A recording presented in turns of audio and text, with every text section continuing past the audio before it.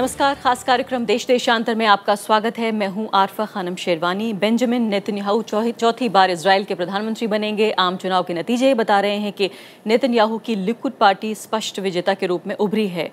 Netanyahu ने चुनाव से ठीक एक दिन पहले ऐलान ये किया था कि अगर वो जीतते हैं तो फिलिस्तीन को एक देश के तौर पर शक्ल नहीं लेने देंगे। हालांकि ये पूरा चुनाव एक तरह से देखा जाए तो लिकुड पार्टी ने इजराइल की सुरक्षा के मुद्दे पर ही लड़ा था। किस तरह के संकेत हैं आखिर इस चुनाव के नतीजे से पश्चिम एशिया की राजनीति के लिए?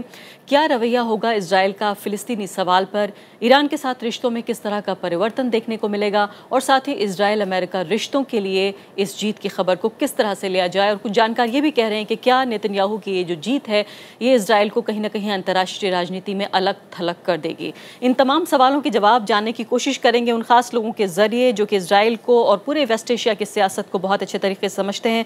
मेरे साथ वीरेंद्र गुप्ता हैं जो कि राजदूत रह चुके हैं इजराइल में और इजराइल की जिसे कहते हैं नस नस पहचानते हैं। दूसरे खास मेहमान प्रोफेसर ए के पाशा हैं जो कि डायरेक्टर हैं गल्फ स्टडीज प्रोग्राम JNU में। इन पूरे इलाकों का दौरा कर चुके हैं और अच्छे तरीके से राजनीति को समझते हैं। सैयद फैसल अली मेरे साथ मौजूद हैं, ग्रुप एडिटर हैं सहारा उर्दू के और इसके अलावा वो अरब देशों में भी तैनात रह चुके हैं एक पत्रकार के तौर पर। उनके तजुर्बे को हम जानने की कोशिश करेंगे और अंतर्राष्ट्रीय मामलों को बहुत नज़दीक से जानते हैं। संपादक हैं हार्ड न्यूज़ के संजय कपूर। सभी मेहमानों का बहुत बहुत स्वागत है।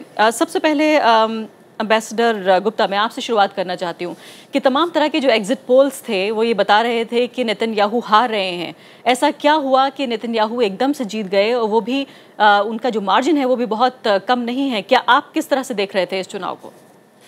नेतन्याहू ने लोगों को सिक्योरिटी के इशू पे इन्वोक किया और लोगों में सिक्योरिटी का बहुत बड़ा जो है जज्बा होता है।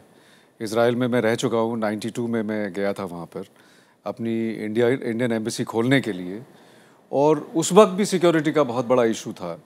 लेकिन जिस चीज़ से मुझे बहुत दुख होता है कि सिक्योरिटी और सेटलमेंट, जो एक इजरायली पैलेस्टीनियन इशू का जो सेटलमेंट है, ये दो अलग अलग चीज़ें नहीं है, दोनों को साथ में जोड़ा जा सकता है।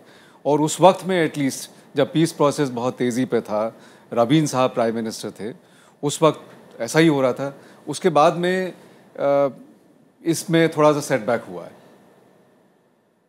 जी, लेकिन एम्बेसडर गुप्ता, अभी मौजूदा हालात अगर देखें और जिस तरह की नारेबाजी उन्होंने चुनाव से ठीक पहले की है, और यहाँ तक इस हद तक वो आ गए कि रेसिज्म तक करने लगे कि लोगों को बताया उन्होंने अपने सोशल नेटवर्किंग के जरिए कि देखिए बसों में भर के जो है अरब्स को लाया जा रहा है, लेफ्ट विंग के लोग जो है अरब्स को लेकर आ रहे हैं और आप बड़ी तादाद में निकलिए वोट कीजिए। उस सब के बाद भी जिस तरह से उनकी ये जीत मिली है, इससे आपको जो इजरायली समाज है, जो इजरायली राजनीति है, उसमें किस तरह के संकेत नजर आ रहे हैं? देखिए, मैं समझता हूँ कि बहुत ही ये शॉर्ट टर्म अप्रोच है और शॉर्ट टर्म अप्रोच में इजरायली जनता का फ़ायदा नहीं होगा, इजराइल देश का फ़ायदा नहीं होगा और वहाँ पे शांति नहीं आएगी।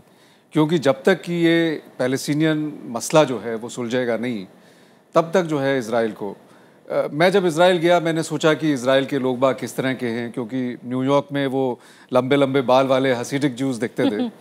लेकिन जब मैं इजराइल में गया, वहाँ पे अपनी एम्बेसी खोली, तो मैंने देखा कि इजरायली लोग बाग भी हमारे जैसे ही और आप जैसे लोग बाग हैं।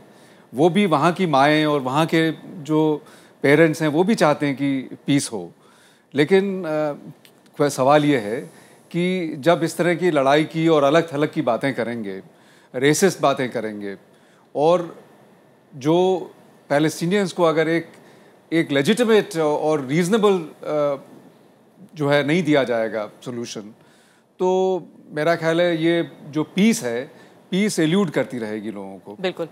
प्रोफेसर पाशा, आप बहुत नज़दीक से देखते हैं वेस्ट एशिया की पूरी राजनीति को, लेकिन इस वक्त सिर्फ इजराइल को समझने की कोशिश करते हैं और फिर हम आएंगे फ़िलिस्तीन पर, ईरान पर, अमेरिका से रिश्तों पर, किस तरह से पूरी दुनिया की राजनीति बदल रही है। मैं ये जानना चाहती हूँ कि जिस तरह की राजनीति नेतन्याहू ने वादा किया जिस तरह की राजनीति करने का और पिछले 2 दशकों से किस तरह से वो जो पॉलिटिकल पूरा मैप है इजराइल का उस पर किस तरह से छाए रहे, उसके बाद एक सिविलाइज्ड वर्ल्ड में जिस तरह की बातें उन्होंने की हैं और उसके बाद उनका चुनाव जीत जाना, ये क्या कहता है उस समाज के बारे में? इसमें 2 चीज़ें बहुत अहम हैं। एक तो जो इजरायली सोसाइटी राइट विंग की तरफ पिछले 15-20 सालों से झुकाव ज़्यादा है और इस बार इस पे मुहर लग गई है। जी हाँ। और इनकी तादाद, जो राइट विंग पॉलिटिक्स को जो सपोर्ट करते हैं, उनकी तादाद धीरे धीरे बढ़ती जा रही है। जो कि 2000 तक लेफ्ट विंग थे, लेबर पार्टी और दूसरे सपोर्टर्स। लेकिन पिछले 15-20 सालों से इट्स वेरी क्लियर, बहुत क्लियर पर्सपेक्टिव हो गया है कि लिकुद और जो रिलीजियस पार्टीज हैं उनका दबाव दबदबा बहुत बढ़ता जा रहा है। इसलिए कि जो 9/11 के बाद जो टेररिज्म का मुद्दा उठाया, एरियल शरोन और बेंजामिन नेतन्याहू दोनों भी कैपिटलाइज किए कि ये बहुत बड़ा ख़तरा है इजराइल की सिक्योरिटी के लिए। और बार बार नेतन्याहू सिर्फ ईरान ही नहीं, लेकिन जो इस्लामिक स्टेट और दूसरे अन्य जो रेडिकल ग्रुप्स उभर के आए हैं, वो कह रहे हैं कि इनका हिजबुल्लाह और हमास के साथ गहरा ताल्लुक़ है, और जब तक हम इनको शिकस्त नहीं करेंगे इजराइल की सिक्योरिटी गारंटी नहीं दे सकते। तो ये जो उनके डर है, खौफ है, और मैं ये यहाँ कहना चाहता हूँ कि हर एक इजरायली सिटीज़न के हड्डियों में ये डर बसा हुआ है पिछले जो कई सदियों से। जो लेकिन ये डर को आप कैसे समझेंगे, क्योंकि कहा यह जाता है कि हर जो इजरायली सिटीजन है वो एक सिपाही की तरह है, एक फौजी की तरह है, उसकी ट्रेनिंग भी इस तरह की होती है, उसको सोचने की जो ट्रेनिंग है वो तक भी इस तरह से दी जाती है। तो ये किस तरह का डर है जो इतना मजबूत स्टेट होने के बावजूद फिलिस्तीन जैसे दबे कुचले एक ऐसे देश जो कि देश भी नहीं है पूरा, उनकी कोई सेना नहीं है, उनका कोई एक तरह से अस्तित्व ही नहीं है, उस सब के बावजूद उनसे डरते हैं, ये कैसे ये साइकोलॉजी पैदा हुई? नहीं, पिछले 2000 सालों से अगर जूइश हिस्ट्री देखें तो जब से रोमन एम्पायर आके उनका किंगडम को शिकस्त दे के ये दूसरी अन्य देशों में, यूरोप में सब भागे, तो हर तरह के जो है डिस्क्रिमिनेशन, परसिक्यूशन चलता रहा है। और उनका ये मानना है कि जो हिटलर ने किया ऐसा हो सकता है अगर वो चौकन्ना ना रहे। तो ये डर और खौफ बार बार इजरायली लीडर्स जो राइट विंग के हैं वो उभरा के खिरोचते हैं कि हमें ये चौकन्ना रहना चाहिए। यानी हॉलोकॉस्ट को फिर से जो है वो एक तरह से लोगों के दिमाग में जिंदा रखते हैं। और पहले सद्दाम हुसैन का डर और खौफ था कि वो न्यूक्लियर हथियार लेंगे, WMD ले लेंगे, इसलिए उन्होंने सपोर्ट किया। एरियल शरोन भी हमला अमेरिका जो किया, और उसके बाद ईरान का भी जो न्यूक्लियर प्रोग्राम है उसके खिलाफ भी हैं। और ये कहते आ रहे हैं कि अगर हम प्रीएम्प्टिव स्ट्राइक नहीं करें तो इजराइल इस खतरे से बच नहीं सकता। जी ठीक है। फैसल अली साहब, ये बताइए कि अब चौथी बार उनके प्रधानमंत्री बनने में कोई शक तो अब बाकी है नहीं। जिस तरह की उनकी पॉलिसीज़ रही हैं, इजरायलियों को ज़रूर एक सुरक्षा का भाव मिल रहा होगा इस जीत के बाद से, लेकिन किस तरह का इजराइल भविष्य में हमें देखने को मिलेगा? आफा, सबसे पहली बात तो इस बात को समझने की कोशिश करनी चाहिए कि ये जो जीत हुई है कैसे हो गई है। इसलिए अगर इलेक्शन को हम लोग फॉलो करें तो इलेक्शन में हर जगह ये आ रहा था कि वो लूज़ कर रहे हैं। जितने भी प्रेडिक्शंस आए उसमें वो लूज़ कर रहे हैं। सडनली क्या हो गया? जैसा एम्बेसडर गुप्ता ने बताया कि एक चीज़ से सिक्योरिटी इशू जिसको उन्होंने बहुत ज़्यादा बड़ा बनाया और उसकी वजह से जीत हुई। पाशा साहब उसी तरफ इशारा कर रहे हैं।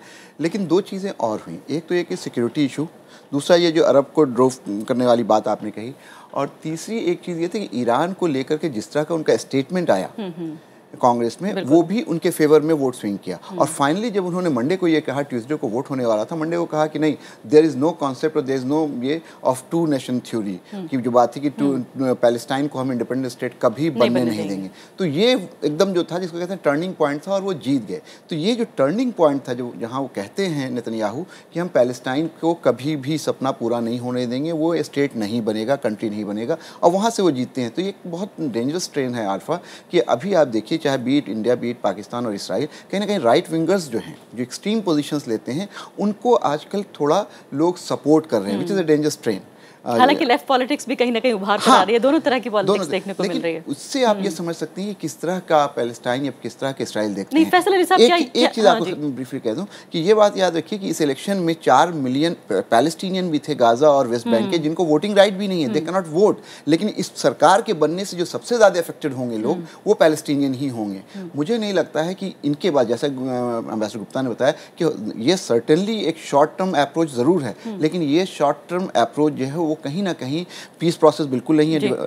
ये कहीं ना कहीं इसराइल और पैलेस्टाइन के रिलेशन को और फर्दर वर्सन करेगा। लेकिन फैसल साहब, ये बताइए कि फिलिस्तीन का अपना इशू है, ये बात सच है कि फिलिस्तीन के सवाल पर सीधा असर पड़ेगा इस बात का, लेकिन जो नेतन्याहू साहब की जो पॉलिसीज़ हैं, उनकी जो नीतियाँ हैं, उनका जो वर्ल्ड व्यू है, क्या हम ये मान लें कि एक ऐसा नेता चुनने के बाद क्या इजरायली जनता की जो मेजॉरिटी है वो ये सोचती है, वो उनका वर्ल्ड व्यू शेयर करती है? क्या वो चाहती है कि दुनिया के मैप पर फिलिस्तीन ना हो? क्या वो चाहती है कि ईरान का भी लगभग खात्मा हो जाए, जिस तरह की बातें नेतन्याहू कह चुके हैं, या अमेरिका से भी रिश्ते बेहतर ना हो? क्या हम ये भी माने साथ साथ कि जो नेतन्याहू कह रहे हैं वो इजरायली जनता का ही रिफ्लेक्शन है? देखिए, ऐसा नहीं है, लेकिन जो जीतता है उसी की बात चलती है। अगर आप हमको इंडियन कॉन्टेक्स्ट में देखें तो 31% वोट एक तरफ है और 69% वोट एक तरफ है। तो उसी कॉन्टेक्स्ट में आप देख सकते हैं, ऐसा नहीं है कि ओवरवेलमिंगली जो इसराइलीज़ हैं वो उस व्यू को मानते हैं जो वहाँ पे है, या लुकिट के साथ हैं या नेतन्याहू के साथ है। लेकिन रियलिटी ये है कि नेतन्याहू ही प्राइम मिनिस्टर होंगे, चाहे कोई भी नेशनल कोalition गवर्नमेंट आए। ये बिल्कुल अनाउंस भी कर दिया उन्होंने, काफी पार्टियां की हमारे साथ आ रही हैं, और सभी उसमें राइट विंग पार्टियां, सभी उसमें राइट विंग पार्टियां हैं। दूसरी है कि आप इस बात को भी देखिए कि अभी जिस तरह से उनकी विक्ट्री हुई है, तो बराक ओबामा ने उनको कॉन्ग्रेचुलेट नहीं किया है, केरी ने कॉल किया है।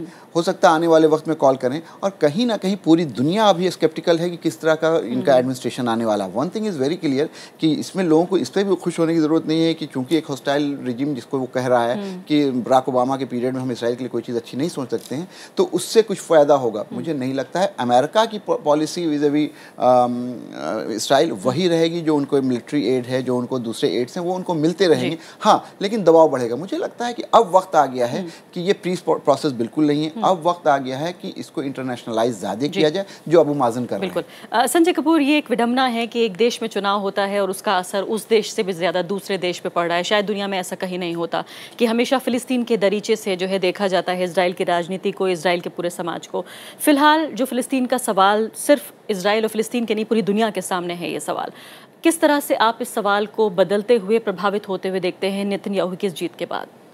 देखिए, जैसे ही है ना, ये तो बाकी पैनलिस्ट ने इस बात का जिक्र करा ही है कि इनकी जो जीत हुई, एग्जिट पोल तो बता रहे थे कि ये हारने वाले, कहने मतलब प्री पोल जितना भी था वो संकेत दे रहा था कि ये हारने वाले हैं, परंतु जीत कर आए। तो उसके पीछे ये कहा जाता है कि इन्होंने ये अनाउंस किया लास्ट मोमेंट पे कि हम जो 2 स्टेट का जो इन्होंने पहले 2009 में अनाउंस किया था, उससे अब पीछे हट रहे हैं। अब है ना, ये किसी इस पैलेस्टीन को तरजीह नहीं देंगे। तो ये जो बात कही है, इससे पूरी दुनिया को काफ़ी हद तक है ना, इस मेरे ख्याल से परेशानी हुई है कि जो पीस प्रोसेस जो इनिशिएट करी थी केरी साहब ने, यूएस भी बार बार इसको कहा करता था।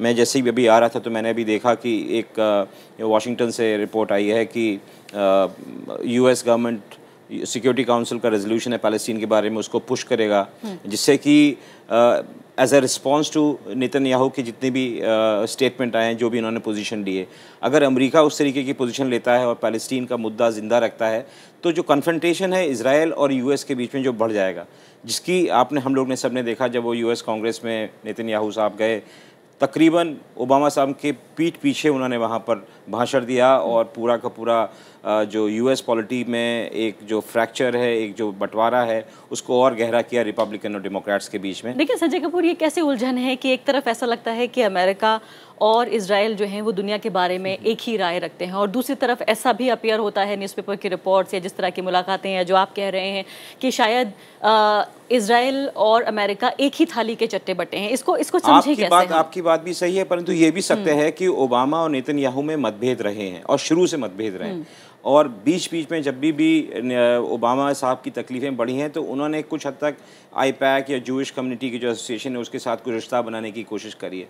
मुझे याद पड़ता है 2008-2009 में जब नेतन्याहू अमेरिका गए थे तो उस समय ओबामा साहब इतने नाराज़ थे कि उन्होंने मिलने से जो फ़ोटो अपॉर्चुनिटी होती है वाइट हाउस के सामने, वो भी करने को तैयार नहीं थे, और लंच पे बुलाया था पर लंच उनको ऑफर नहीं करा, उन्होंने वर्किंग लंच अकेले लिया था।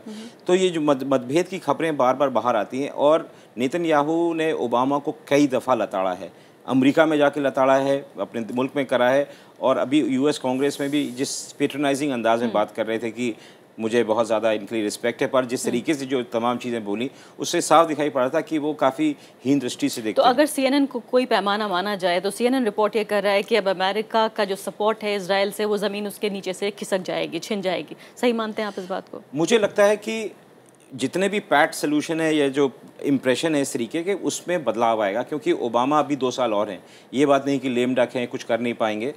अपनी छवि बेहतर करने के लिए और वो करने के लिए कुछ ना कुछ वो ऐसे कदम लेंगे जिससे कि जो डिस्पैरिटी और जो इनजस्टिस दिखाई पड़ रही है नेतन्याहू के स्टेटमेंट में है, और जिस तरीके से उन्होंने पूरी तरीके से पैलेस्टीनियंस का जो इंटरेस्ट है उसको नज़रअंदाज कर दिया है, वो कम से कम ना हो। जी।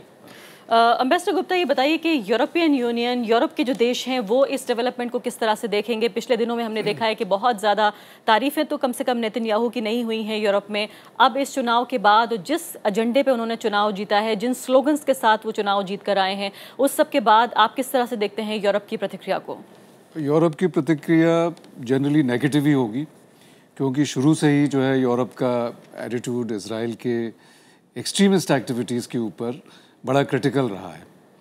इस बारे में मैं ये कहना चाहता हूँ, जैसे अमेरिका की बात हो रही थी, तो अमेरिका और इजराइल के बीच में इस वक्त काफ़ी मतभेद है।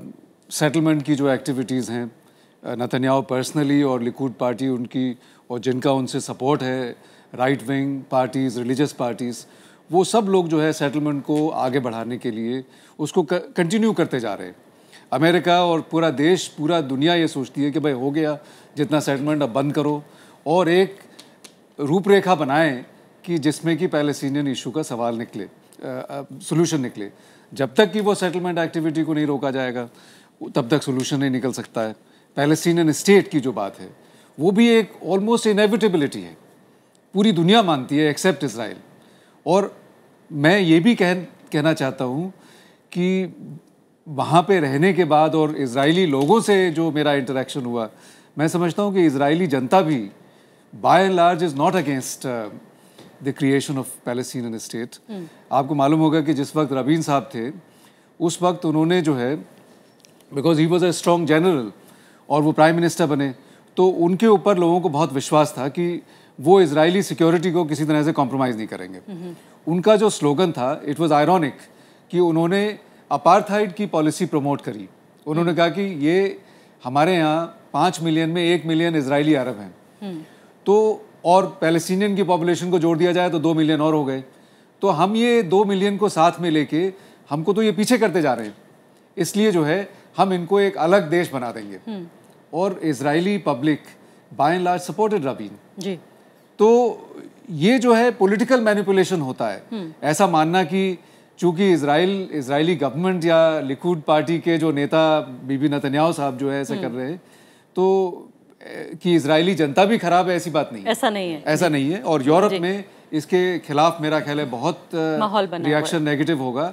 और मैं चाहता हूँ कि दुनिया के जो बड़े बड़े देश हैं जिनका इजराइल के ऊपर थोड़ा क्लाउड चलता है, वो नेतन्याहू साहब को प्रेशराइज करे कि भाई एक लॉन्ग टर्म में एक सोल्यूशन निकालिए, जिससे कि दुनिया को, सिर्फ ये एक ऐसा इशू है, आपको मालूम है कि जो बहुत इस्लामिक रेडिकल्स भी हैं, हमारे को एक प्रॉब्लम है रेडिकलिज्म से, और उन लोगों के लिए भी बहुत बड़ा मुद्दा है, रेज़ों दैत्र है कि ये पैलेस्टीनियन इशू जिंदा है और पैलेस्टाइन के ऊपर जो है वो इजराइल का एक इलेजिटिमेट ऑक्यूपेशन है। नहीं एम्बेसडर गुप्ता, ये बहुत खुशी की बात है जो आप कह रहे हैं, क्योंकि आप बारीकी से बहुत समझते हैं वहाँ के समाज को, और ये भी बात दर्ज करने लायक है, अंडरलाइन करने लायक है कि जितनी बड़ी तादाद में जो क्रिटिसिज्म हुआ है इजराइल की फिलिस्तीन के प्रति पॉलिसीज़ का, वो भी ज्यूश जो इंटेलेक्चुअल्स हैं उन्होंने किया है। शायद ये भी बहुत महत्वपूर्ण बात है जब अंतर्राष्ट्रीय सियासत को हम देख रहे होते हैं। छोटी स्टैटिस्टिक देना चाहता हूँ कि जो दूसरी पार्टी थी जिससे उम्मीद करी जाती थी, जो हर्जोग जो लीड कर रहे थे, लिबनी कर रहे थे, वो उन्होंने 33 जो अफ्लुएंट इलाके थे उनमें से 28 में से उनको लीड मिली।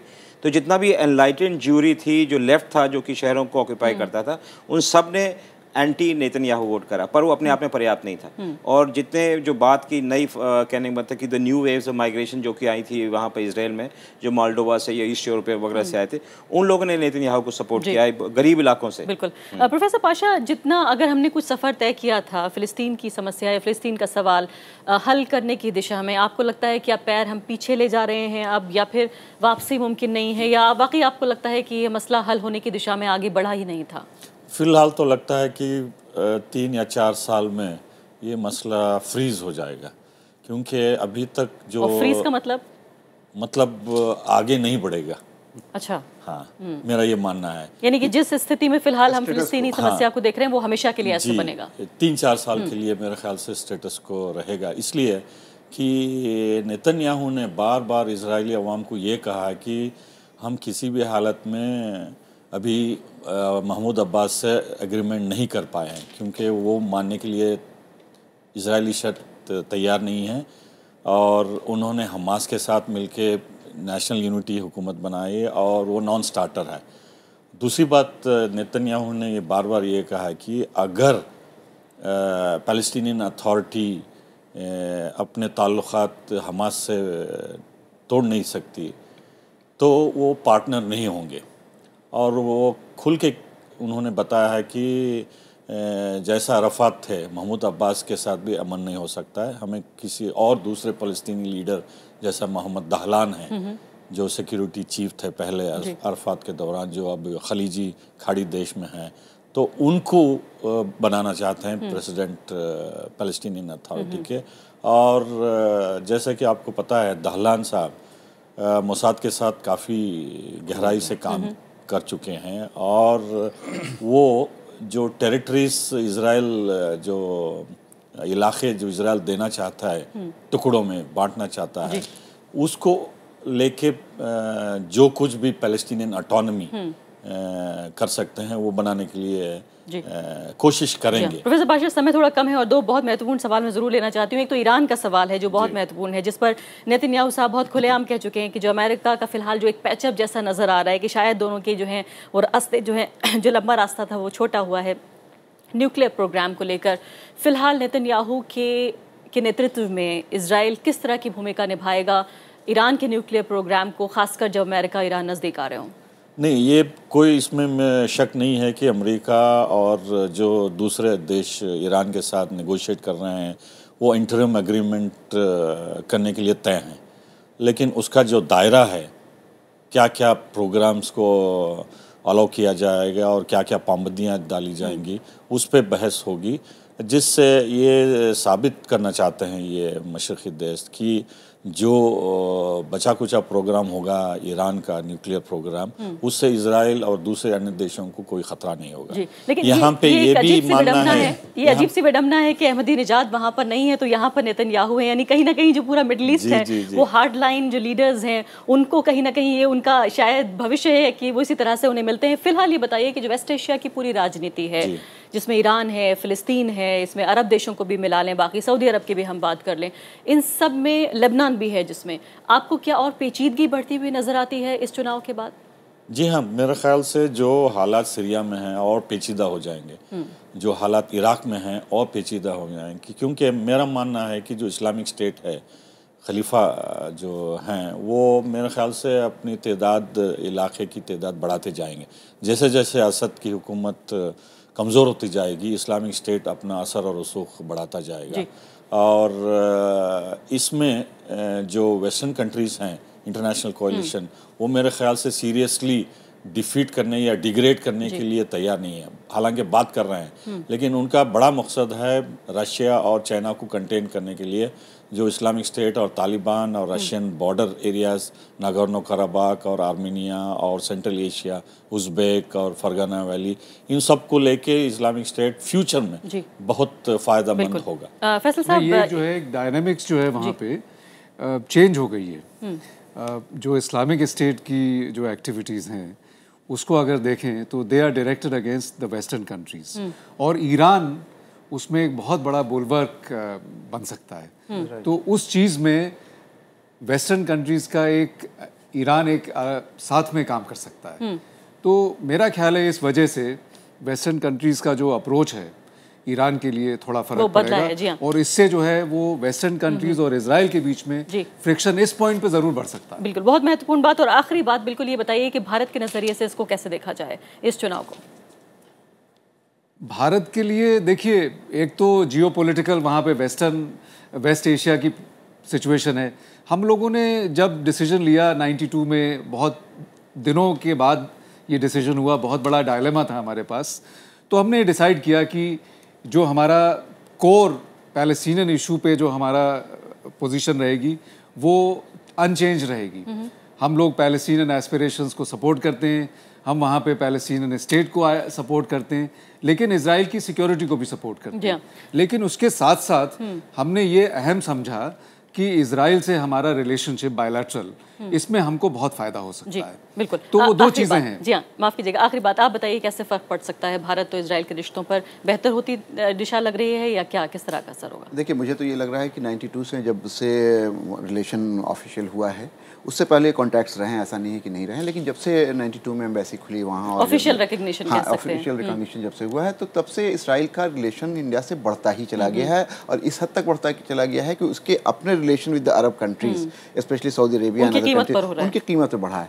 लेकिन एक चीज़ बिल्कुल तय है, मुझे ये थोड़ी सी कहीं ना कहीं इसमें ये लगती है, डायकोटमी लगती है कि एक तरफ तो आप इसराइल में के साथ सिक्योरिटी की बात करते हैं, और दूसरी तरफ जो पैलेस्टीनियन एस्पिरेशन की बात है उसकी बात होती है, ये कहीं ना कहीं है। दूसरी बात ये कि हम लोग ये हमेशा कहते हैं कि इसराइल के साथ हमारे ट्रेड के रिलेशन बढ़ रहे हैं, हमारा जो स्ट्रेटजिक एलाई हो गया है, हमसे डिफेंस कॉपरेशन से कर रहे हैं, लेकिन कोई चीज़ भी इसराइल में जो प्रोड्यूस हो रही है या जो हम उससे लेने की कोशिश कर रहे हैं, अगर हम थोड़ा और इधर चले जाएं तो वो सारी चीज़ें अमेरिकन मार्केट से भी ली जा सकती हैं। लेकिन एक मार्केट ऐसा है, बिल्कुल समय बिल्कुल समाप्त हो गया। संजय कपूर, क्या वाकई अगर जो हमारे सैनिक रिश्ते बढ़ रहे हैं इसराइल के साथ, क्या ये फिलिस्तीन के सवाल पर समझौता है?